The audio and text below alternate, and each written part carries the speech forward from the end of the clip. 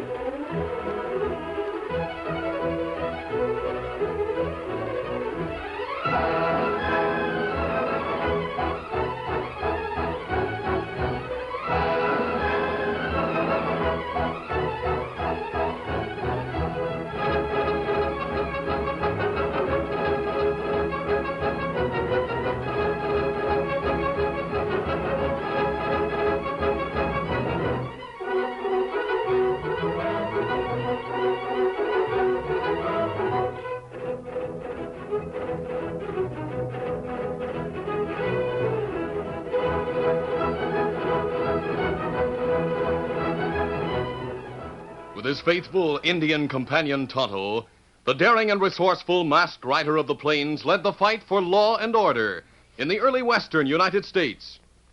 Nowhere in the pages of history can one find a greater champion of justice. Return with us now to those thrilling days of yesteryear. From out of the past come the thundering hoofbeats of the great horse Silver. The Lone Ranger rides again. Come on, Silver. Let's go, big fellow. I'll Silver.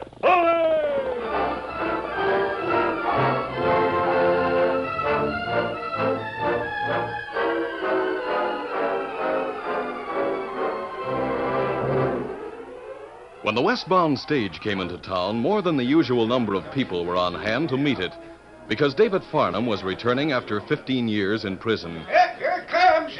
David Farnham went away when his son Jim was only 3. Now Jim was 18. He stood silently apart from the crowd that gathered, wondering what his father would look like.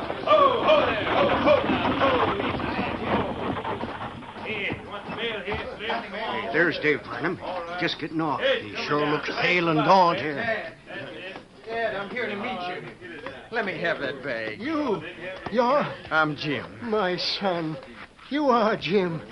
You look like your mother. Well, howdy, Farnham. Seem good to be back. How are you, Farnham? How'd they treat you, huh? Boys, Good to see you, Dave. Boys, please let me get my breath. Come with me, Dad. I've got a room down the street a little way. The crowd drew back as Jim and David walked toward a boarding house. We'll go to my room where we can talk and sort of get acquainted. How'll that be, Dad? Fine, Jim, fine. You hardly know me. I know more than you think. Mother told me how you'd been framed for that robbery. Your mother? I'd like to see where she's buried. I'll take you there after we've had a talk, huh? Then I want to call on Frank Tabor. Know him? Tabor? Oh, sure I know him. He's in the real estate business. He's the only true friend I have in Center City. He kept in touch with me all the time I was in prison.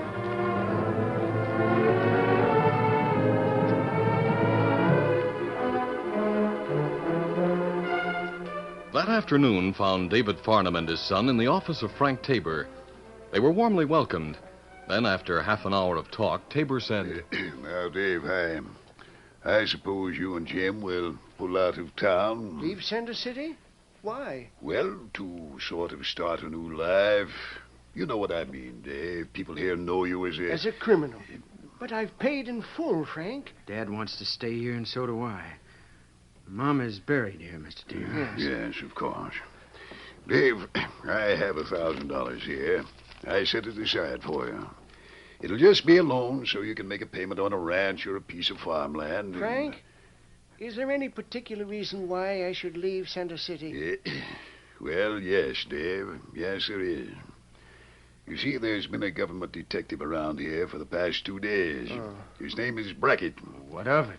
Jim, in connection with the robbery for which your father went to prison, $40,000 of the stolen cash was never found. So the detective is here to watch me. Expecting I'll head for some secret hiding place and get that money. That's right. But Dad didn't steal any money. Even Frank Tabor thinks I'm guilty. Now, Dave. Oh, it's all right, Frank. It's all right. I can't blame you for thinking that. You've been a good friend. Now, Jim, we'd better be going. Take this cash, Dave. But Go ahead, take it. Just to show there's no hard feelings. You can repay me someday. Oh, very well, Frank. If you put it that way. I'll see that you get it back. And keep in touch with me, Dave. Let me know if there's anything I can do. Right. Goodbye for now. Yep. Goodbye, Mr. Tabor. Goodbye. As soon as his visitors had left, Frank Tabor pushed back from his desk, crossed the office, and opened a door to an adjoining room. I could hear the talk, Tabor. You couldn't get Farnham to leave town, could you? No, Randy, that poor fool. Fool is right. He sure thinks you're a pal. We've got to do something. I don't like that government agent snooping around here. He might turn up something. Something like the truth, huh? Well, Wonder what Dave Farnham would say if he knew that you were the one who framed him for that robbery. Randy, that's never going to happen. I'll make sure it doesn't happen, and you'll have to help me. How? We'll start by spreading the word that Farnham is sore because that detective came here to watch him. Get the whole town talking about how sore Farnham is. Then what? Brackett gets shot and Farnham hangs for murder. Another frame-up, huh? Yes, with Farnham dead, the government will probably give up all hope of getting back that 40,000. Now, get out of here and start spreading the word.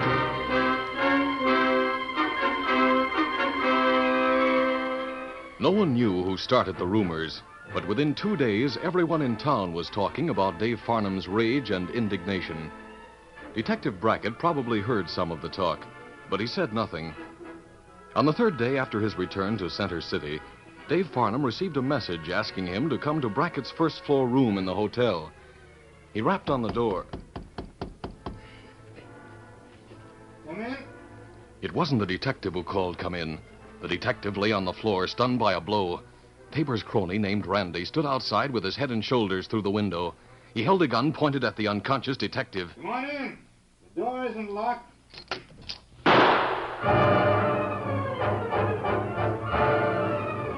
Dave Farnham knew a frame-up when he saw one. He turned and rushed from the hotel. A minute later, he was home. Jim, I gotta get out of town fast. Dad, what's the matter? Did you see Brackett? I gotta get a few things and clear out. I rapped on the door of Brackett's room. Someone told me to come in.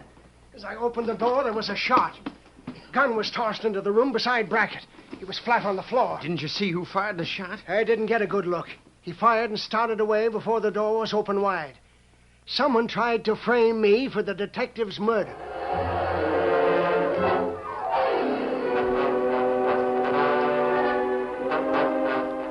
Jim remained in town after his father disappeared. He parried countless questions and became increasingly bitter when he heard everyone blaming David for the murder of the detective. It was 4 days after the killing when the Lone Ranger and Tonto were halted beside a spring in a valley near town.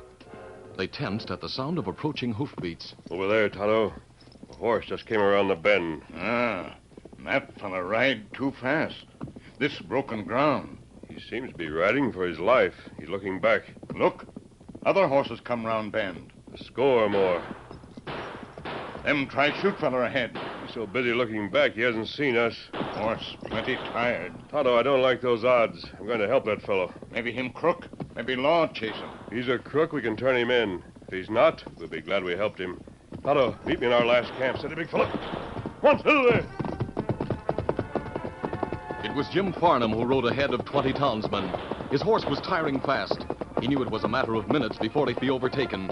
Then he suddenly became aware of a masked man who dashed toward him on a powerful white stallion. Here! The masked man turned fast and rode alongside, shouting, I'll help you. Take you on my horse. We'll outrun them. Jim decided that anything was better than capture.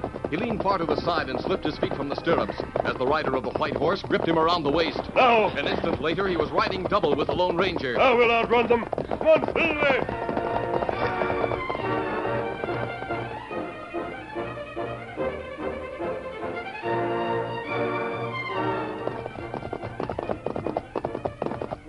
hour later, Jim found himself in a small camp where an Indian was waiting. Long time getting here, Kimasabi. We circled wide to be sure we'd shaken off those others, Tonto. Steady, easy, big fella.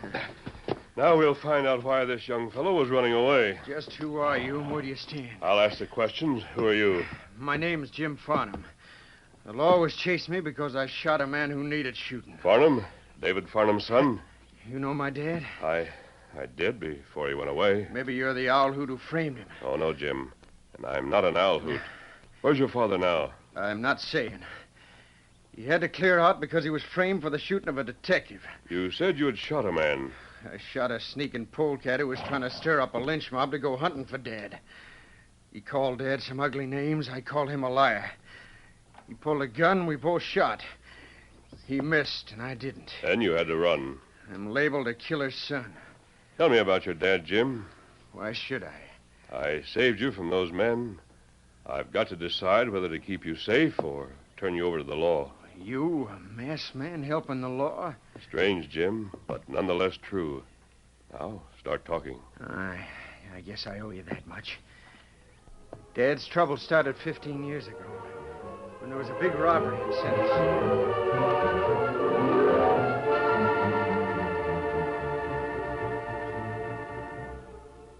Jim told his story to the interested masked man. He finished with the escape from town, a jump ahead of angry horsemen. I knew I wouldn't have a chance if I went on trial for shooting Dolan, so I lit out. Did you kill Dolan? No, I just winged him. Jim, how did your father know that the detective Brackett was in town? Frank Tabor told him. Tabor? He's in the real estate business. He's about the only friend we had in Center City. He staked Dad to $1,000 so as he could make a fresh start. I see. You trust him? Oh, sure I do. He'd help me right now if I could get word to him. We'll get word to him. I'll write a note. Tonto. Ride into town and give this note to Frank Tabor. Be sure no one else sees it. Me savvy. When you've delivered it, stay in town and learn what you can about public opinion. While you're at it, find out how badly a man named Dolan was injured. Here's the note. I'll wrap it around a silver bullet. A silver bullet? Yes, Jim. Well, you call the Indian Tonto. And Silver, your horse. Hey, now I get it. You're the Lone Ranger. Easy, Scout, easy. Get him up, Scout.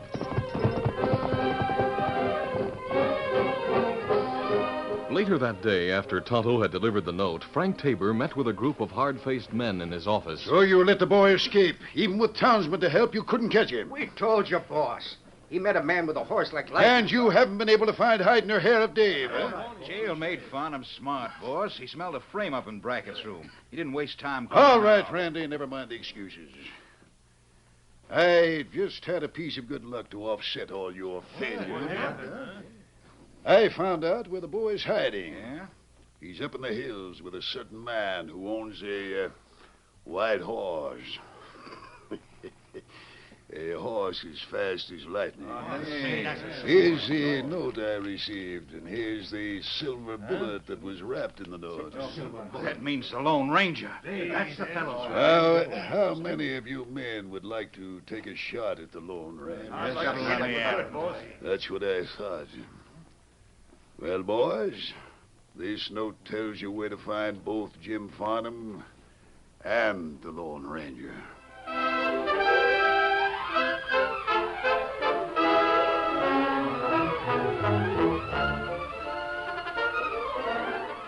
The curtain falls on the first act of our Lone Ranger story. Before the next exciting scenes, please permit us to pause for just a few moments.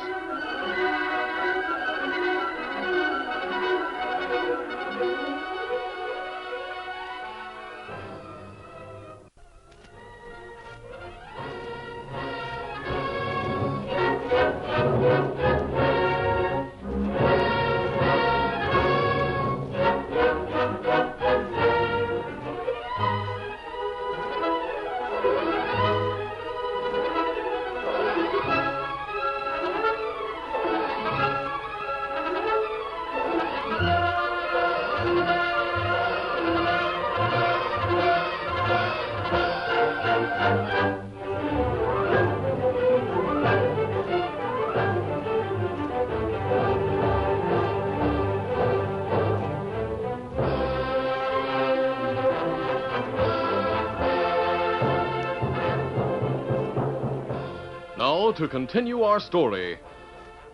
After listening to Jim Farnham, the Lone Ranger sent Tonto to deliver a message to Frank Tabor.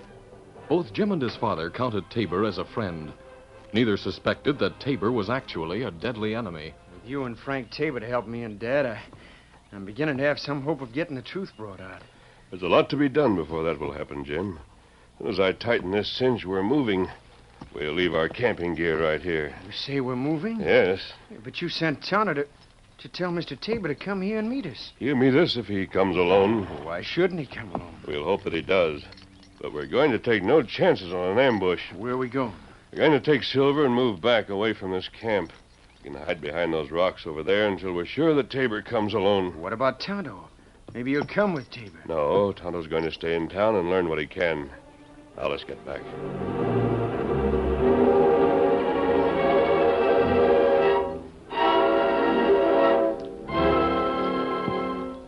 Jim and the masked man waited in hiding for over an hour. Jim thought no one was coming, but the Lone Ranger had seen movement in the underbrush. Look, Jim, right over there where I'm pointing. Hey, someone is sneaking up on your camp. Now look to the left. There's another man. Sure enough. Two of them. And there's another. That's Tabor. He didn't come alone. He brought men with him. Quiet now. Not a word. Just listen. Well, no need to go any closer, boys. The camp is deserted. Yeah, that's a fine. How do you do? After we spend all this time sneaking up, we find there's no one here. What's the next move, Tabor? Now, listen, boys. We've got to round up Jim and his father in some way, even if we don't get the Lone Ranger. Now, I've got an idea, but I can't go with you fellas. Why not, Tabor? What are you afraid of? It's just that I can't take any chances, Randy. Remember, I'm supposed to be a friend of Farnham's. Well, what's the idea? Let's get back to the horses now, Teddy. All right. Why, that dirty double-crossing polecat. I'd like to put a bullet in his back. Easy, Jim. But that was Frank Tabor talking. Yes, I know. Forget him for the present. Our next move is to find your father. Yeah, the sooner the better. I've got to tell Dad what we've learned before he tries to get in touch with Tabor. Do you know where your father's hiding? Yeah, I do. He's about a mile from here to shack in the hills. We can get there. Wait. We've got to stay here until Tabor and his friends ride away. Well, I wish they'd hurry.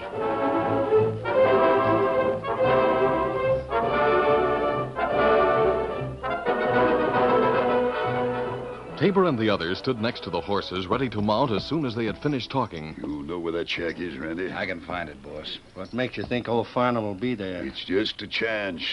I remember him using that place a long time ago. He may use it again. Go and find out. We'll see you in town, huh, boss? Yeah. Get up there. Get it.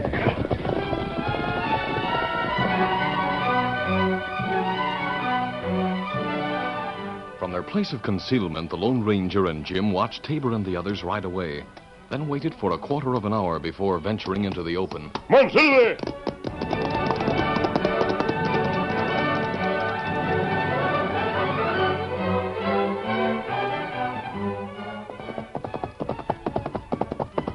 Oh, Silver. Oh. Steady, big fellow. Yeah, there's the shack. That's where I was heading when you pulled me out of my saddle. You never made it, Jim. I guess I wouldn't. That posse was closing in fast. Well, here we are. Looks like I was wrong. Dad's not here. You weren't wrong, Jim. Huh? Look at the ceiling of this room. There's dust falling through the wide cracks between the boards. Oh, yeah. Your father must have gone up into the loft. For a moment, the Lone Ranger stood motionless, his eyes fixed on the wide planks that made a ceiling to the room and a floor to the loft. Then he looked toward a ladder that led to an opening about 3 feet square. He saw a shadowy form in the darkness of the loft. He thought he saw a gun up here, but for a moment he couldn't be sure. Dad? Daddy, up there? It's all right, Dad. Come on down. This man with me is the Look Lone out! Ranger. You up there. Throw down your gun and be quick about it. I'm hurt. You hit my arm. Come down that ladder. I can see you. Don't shoot. Don't shoot again. I'm coming. Jim, are you badly hurt? Not much. I just got my side brushed. I'd be dead if you hadn't given me a push. Don't shoot me. You started the shooting. Who are you? As far as you're concerned, Jim Farnham, I represent the law. You and your masked friend can't get away with shooting me. You don't represent the law. You represent Frank Tabor. We saw you with him less than an hour ago. You saw me? You and the others were trying to sneak up and ambush Jim. What were you doing here? We came here to get your father. Much more, Jim Farnham, we got him. You killed him the way you tried to kill me. No, let me go. My arm. What did you do to Dad? Answer me. He's not hurt. He's not hurt, I tell you. He was captured. Let me go. Take it easy, Jim. Let the man go and stand back. Dirty dry gulcher. How long ago did your pals leave here with Farnham? Answer me. All right, all right. It was just 10 or 15 minutes ago. And I can catch them before they reach town. How many are with him? 3 men. Thanks. Now we'll see about that wound and your wound as well, Jim. But what about Dad? Leave that to me. I want you to stay right here and see that this man doesn't get away.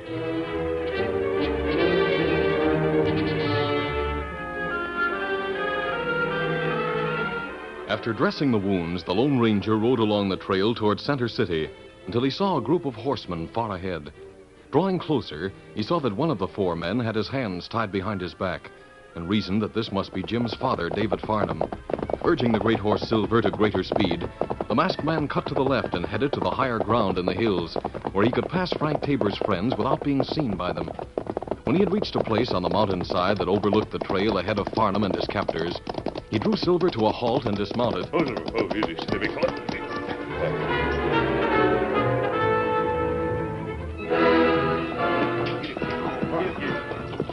The men with Farnham rode on silently for several minutes, wholly unaware that a masked man and his big white stallion were concealed behind huge rocks on the hillside just ahead. They were taken by surprise when a gun barked. Hey, ho! You men down there, unbuckle your guns. Let them drop to the ground. Hey, he's up in those rocks. Hurry. I can shoot closer if necessary. All right, I'm tough. Farnham, you stand fast. The rest of you spur your horses toward town. Travel! Get it! David Farnham remained in the saddle and held his horse on the trail. After the others moved away toward town, he saw a masked man appear from behind the rocks on a snow-white stallion. Easy. Who are you, mister? What does that mask mean? Farnham, your son knows I'm a friend. Frank Tabor sent you? No, Frank Tabor sent those others. I'm going to take you to your son. He's waiting at the cabin where you were found. I'll untie your hand before we start.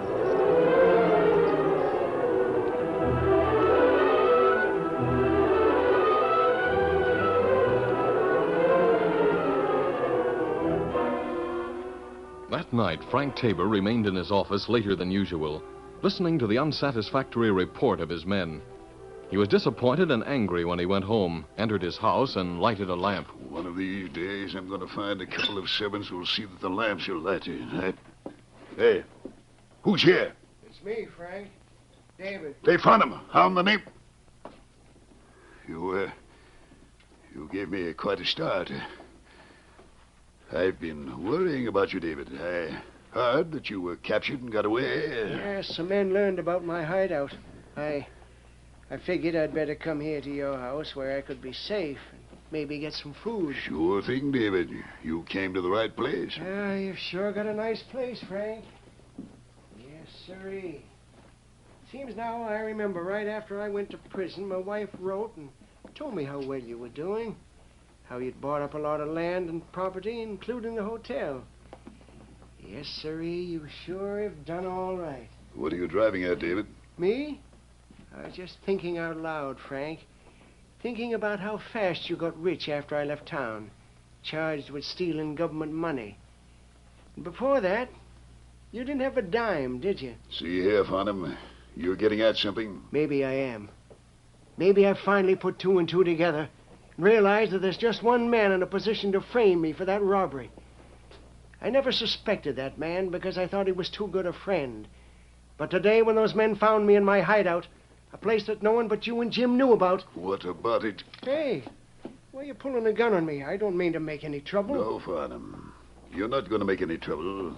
Not for me or anyone else. You wouldn't shoot me. There's a nice reward for you. It'll be paid whether you're dead or alive. So that's it. I was right. You did steal that cash 15 years ago, and you did frame me. I suppose you killed that detective Brackett, too. I had it done, Farnham. You wouldn't have had the nerve to shoot him yourself. I suppose it was your right-hand man, that fellow called Randy, that did the shooting. That's right, David, that's right. But I won't have to call him in to deal with you. I'll do that myself here and now. Fire that gun, Tabor, and I'll kill you. What the? You're through. Sheriff! The sheriff heard everything, you double-crossing crook. Well, you tricked me. Well, I'll show both of you. You see, I'm not here alone. Do you want some more gunplay, Tabor? That mask. Sheriff, this man's an outlaw. He's a crook. He's masked. He shot me. He broke my arm. He's identified himself as far as I'm concerned, Tabor. He came to my office a little while ago, bringing both David Farnham and his son, and asking me to leave them out of jail long enough to see if we could get some true facts out of you. And we got him. Dave, you pick up Frank Tabor's gun. Yes. You, Jim, you can come in here now. Dad, it worked. Jim Farnham. Sheriff, he's wanted for shooting Dolan. You've got to arrest Don't him. tell me what I've got to do, Tabor. Dolan asked for what he got. Besides, he wasn't hurt much. Jim, you can help me and your pa take care of Tabor. We'll have to take him to the doctor. All right, Sheriff. You can stay with him while we pick up Randy. Right. Yeah, I reckon with Randy and Tabor held for the murder of that detective, one of the two will jump at the chance to turn state's evidence and tell where the rest of the stolen money is hidden. Hey, wait a minute. What's that, Jim? But that masked man, he's leaving. Oh, Tonto's waiting. You won't need me anymore, Jim. Adios. Adios, mister. That masked man, if he hadn't shot me... You're not the only one who learned about gunplay from him. He outshot that man you left to ambush me in the shack today. That's right, Tabor. Yeah, well, the doc will be just about finishing patching Jackson up in time to go to work on you. You see, it's downright foolish to match guns with the Lone Ranger. I'll Silver! Ahoy!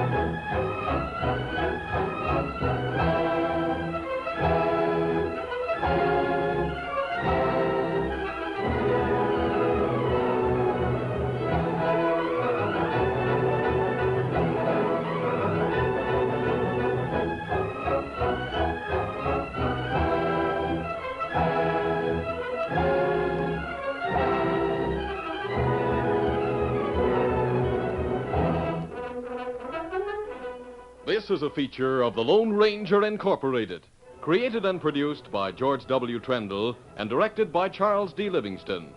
Tonight's story was written by Fran Stryker. The part of the Lone Ranger is played by Brace Beamer.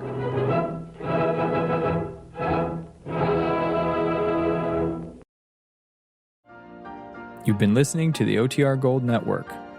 Find more classic radio at otrgold.com.